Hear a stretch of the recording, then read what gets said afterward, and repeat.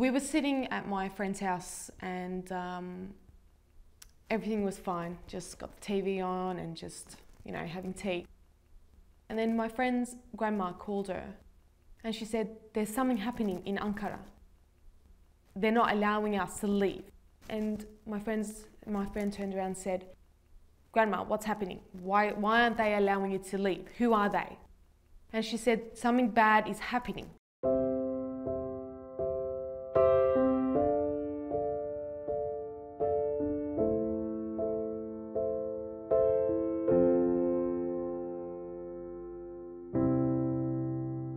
Istanbul is my first love. I fell in love with this city when I was in year 10, when I was 16 years old. And one day I said, I'm going to move to this city and live there. And it stole my heart so much that it's been 2 years since I've been living in this city.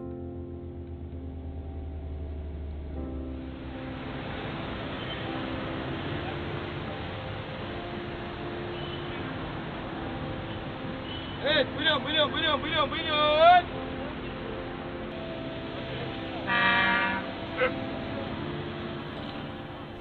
Istanbul is loud, it's busy. Sometimes you want to pull your hair out because it's crazy. But at the end of it, it's peaceful because it's your home. Well, it is my home now.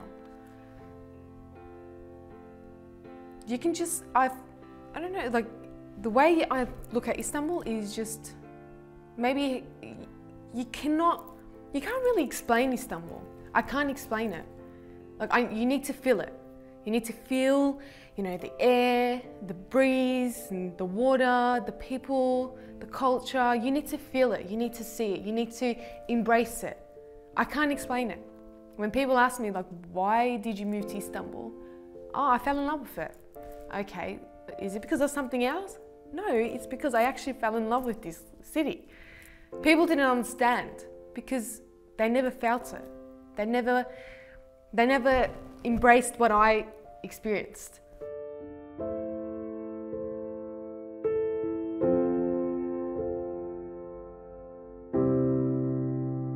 We all got scared and we're like, what's happening? Like, what's happening to the grandma? What's happening to our friend's grandma? And then we opened news channel. And first thing that we saw was the Bosphorus, the bridge, and the army all lined up. And we thought, what's going on? Is this a terrorist attack? Is what's happening?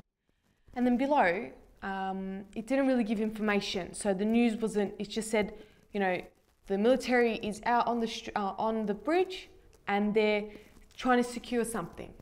But what? There was no confirmation, there was no answers, and it was kind of scary.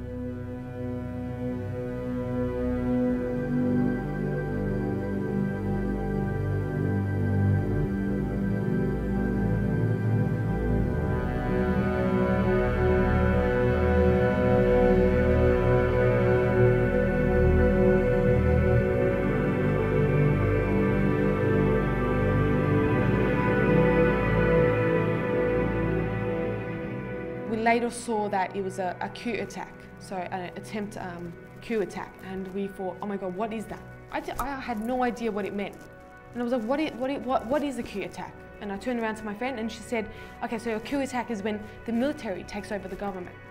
I was like, okay, wait, hold on, this is serious. This is serious. This is not jokes.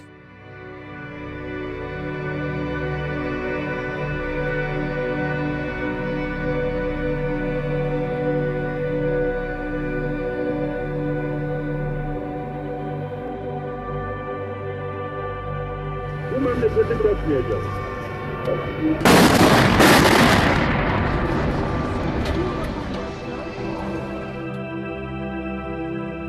So we got dressed because we're like, okay, we need to be prepared so they can come. We thought the military will just come into our house and just invade us. So we're like, all right, let's get dressed, let's be prepared. If we have to do something, we'll do it.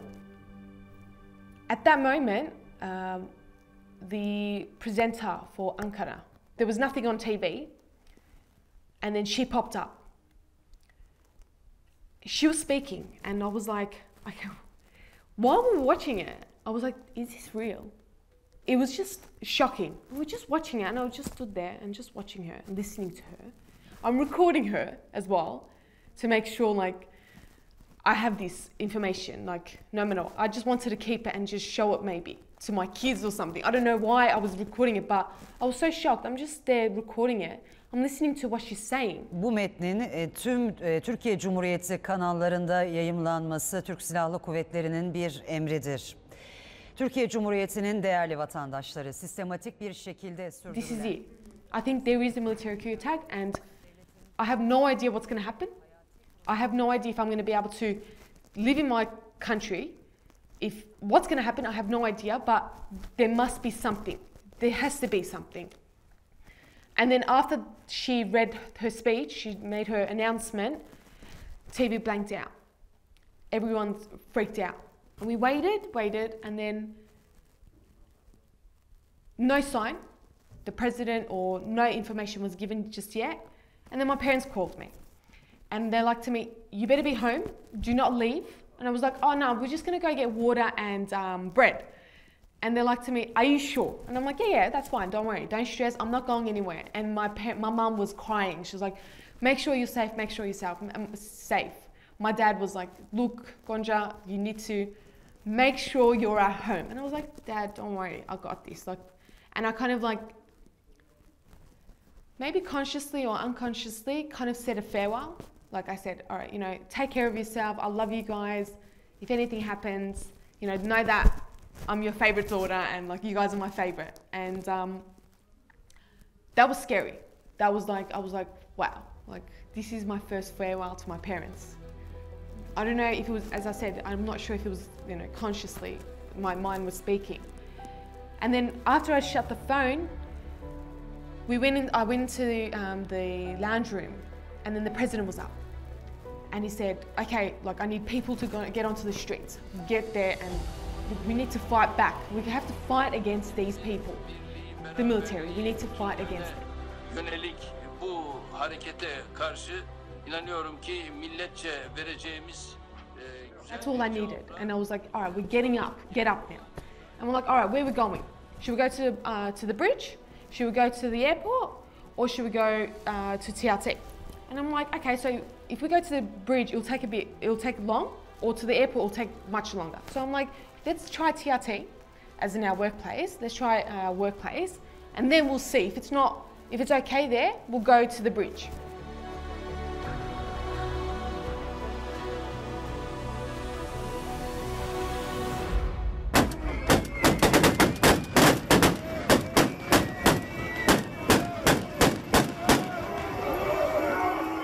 So we jumped onto the cab, and then we drove. Cab went up, and then I was, just before I got out of the cab, like I was opening my door, I'm looking at my workplace, and there was an army, one soldier walking, and I was like, oh my God, what? I opened the door, I got out, and I just looked at him, and I got my phone, and I'm just recording him, and I'm like, what is this, what's going on? And I saw a soldier, one soldier, and then when I just leaned a bit, there was more soldiers walking. I looked around, I'm like, okay, this is serious. Like, okay, there is military in my workplace, and there's 7 people trying to communicate with these soldiers. I was more shocked, I was disappointed. I was very shocked and disappointed. While I was waiting, a cop car came. But the cop car didn't stop, and it reversed back, and it left. That really scared me. And I was like, well, we're on our own. There's no one protecting us, only God, no one else. Eventually, people started coming. And we're like, all right, great, more people coming, more people coming. In 15 minutes, there was like 25 people. And I was like, all right, good, this is really good. And it got me happy, I was like, this is really good. And when I got there, a civilian was talking to one of the soldiers. As I watched the civilian and the soldier speak the same language, I was nothing but disappointed, because they're sharing the same nationality, the same flag, the same language, and they're understanding each other. but they're not understanding each other. It was very confusing because I just didn't understand what was the reason. After I kind of was just a little running around with my camera and just recording everything, back in my head I'm like, okay, this is not funny. This is not like a show that you should record. This is serious and everyone needs to see this. So I started, sending it to my friends, through, social media. I just wanted everyone to see what was going on, and it was happening right here, right now. One person was screaming, you're our heroes. You are our, you've done so much for our country. We're in this together. Come here, come forward, and I'm sure everything will be fixed. Why are you doing this? You shouldn't be doing this. We love you. You're our heroes. You've been protecting our country, and now it's the time to protect our country again. While the other one was, swearing because of anger, because of disappointment. So you've got two people with different approach, but for the same reason. And then out of nowhere, one man, while they were talking, one man jumped onto the truck. One civilian jumped onto the truck, and then out of nowhere, guns started shooting.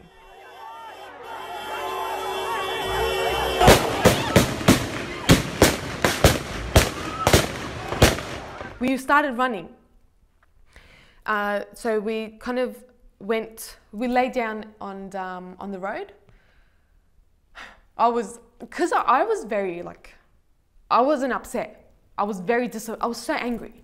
I needed to take my anger out because I was just annoyed at these so-called Turkish military force and what they've done, what they're doing to these Turkish civilians.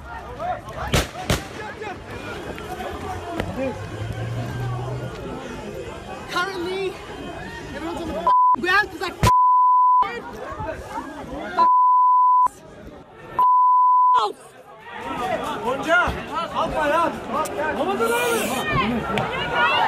fine. I'm here! Come here, give me! Wait, just get down to the floor, man. Yeah, it was just firing, it's very normal, shooting guns at a Turk is shooting another Turk, and a military is shooting against the civilians. We lay down there for about 5 minutes. It didn't stop, so we had to kind of run towards the car so we felt a bit more safe. So we're like, okay, we need to run. If it fires against us, if we get shot, we get shot. There's nothing that we can do. So we got up, kind of, leaning towards the road. We got up, we just stood up there and just ran towards the cars and just stood behind the cars. And then I screamed out my other friend's name and said, where are you? As long as 3 of us were together, I was fine. Because before we left to go to our workplace, all of our parents said, we will never forgive you if anything happens to you. And that was running through my mind, that it was like my parents, their parents, as long as we're fine, we've got no issues at the moment. Because when you're in that state, you care about everyone, but you need to care about the people that have been in your life more than all these people. Okay, we'll wait here, we'll watch it, but what can we do? There was basically nothing. When we're there, I thought we were doing nothing. But later on, I realized, yeah, we did something. People came. More people came. And at that moment, that's when the jets started flying past. And one jet flew. I've never heard anything like that. Never. That loud. It was so loud. And I was like, if it fires, we're gone. Because it flew over our heads and I felt it. So we kind of ducked each other.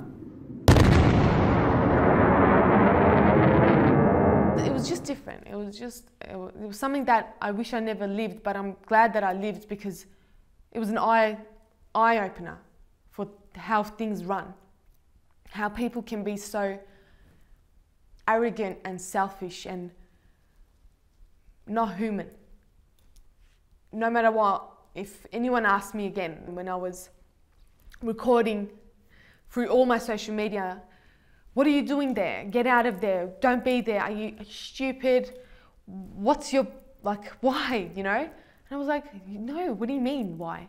I need to be here. I need to be here. We all need to be here. And it wasn't because I was trying to be, even after it, it's not because I was just showing people, oh, you know, I was there. No, it was because this is our country. I can lose this city. I can lose Istanbul. Yeah.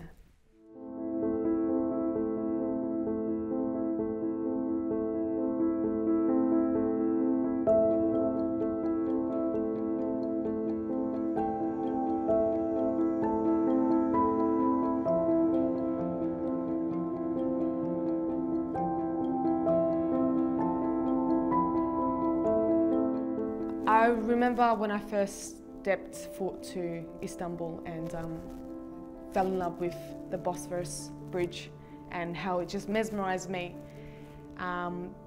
with its art, form of art, and it was amazing. It was fascinating. I was intrigued by its water, its air, its people, its culture.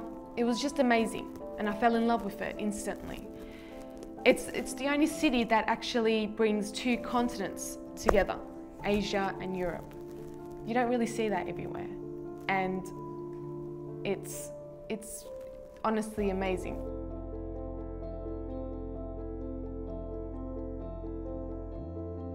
Sitting by the water and just sipping on your tea. That's all you have to do and you'll feel amazing. You don't need to go home. You don't need to sit at a very classy restaurant or do something. You can just sit down on one spot on the bench and just watch the sea, the Bosphorus Bridge, and feel amazing and feel that comfort that this is home. It's little details that's important, and those little details mean so much. It makes Istanbul. Just go have coffee, and I'm guaranteeing you, you'll feel like it's just very, I don't know, like very flowy. You'll feel very like, as I said, you can't explain it. I'm lost in words. There's so much to talk about. There's so much history. There's so much culture. The way people talk, walk, it's so different, but you love it because that makes Istanbul, or that makes our country.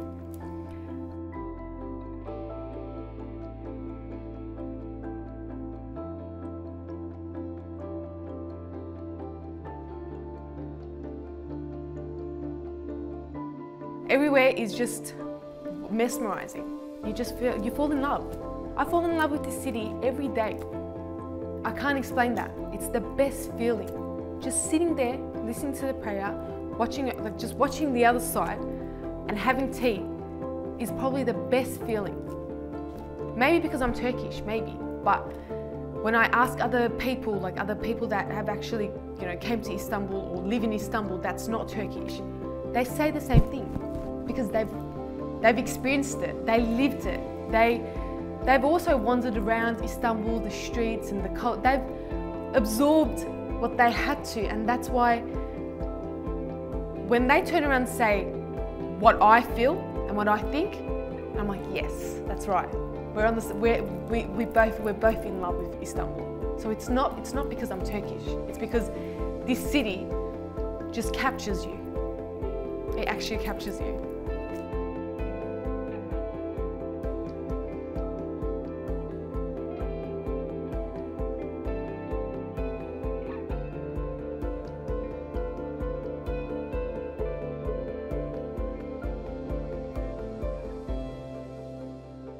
Until you're in that situation, until you're in that environment, no one will be able to understand you, why you did it.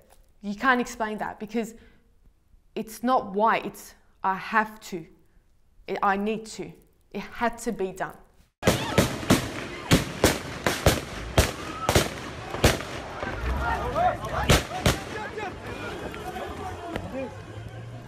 that just got to me. I was like, no chance. Like, I'm gonna have my Turkish coffee next morning at that bridge. That's all. I was like, I'm gonna be here until I know that this country is safe.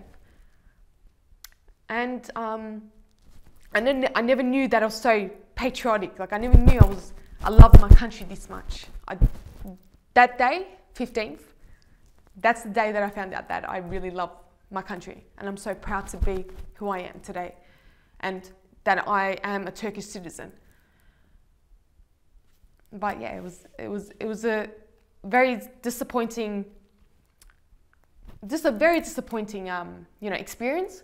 But I'm glad, because there's countries that have lost there's people that have lost their country. There's people that they can't even fly over to their countries because of the war, of what's happening. But thank God I saw that, and that if we are one, and if we actually fight back, we stood up for something.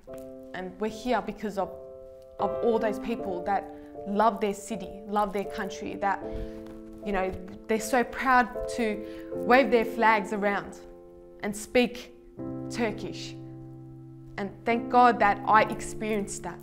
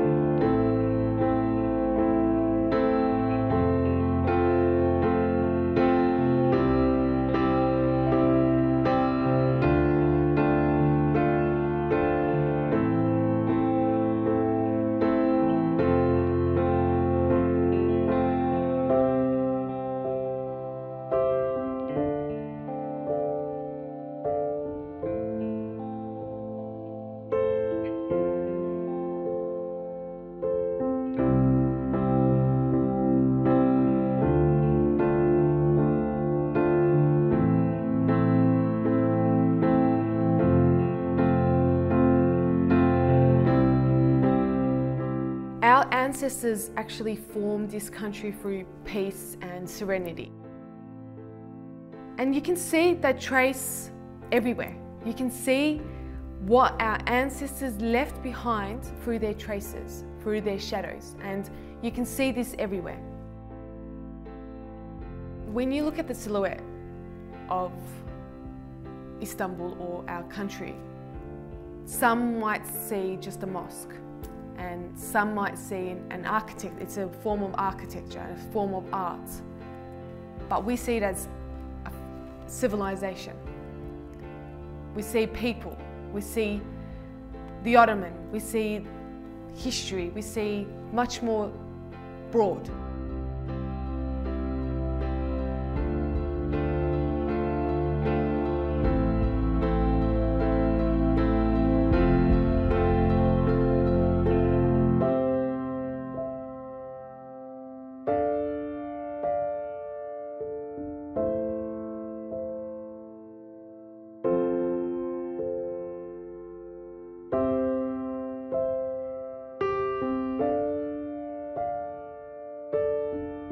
My name is Gonca. I live in this city.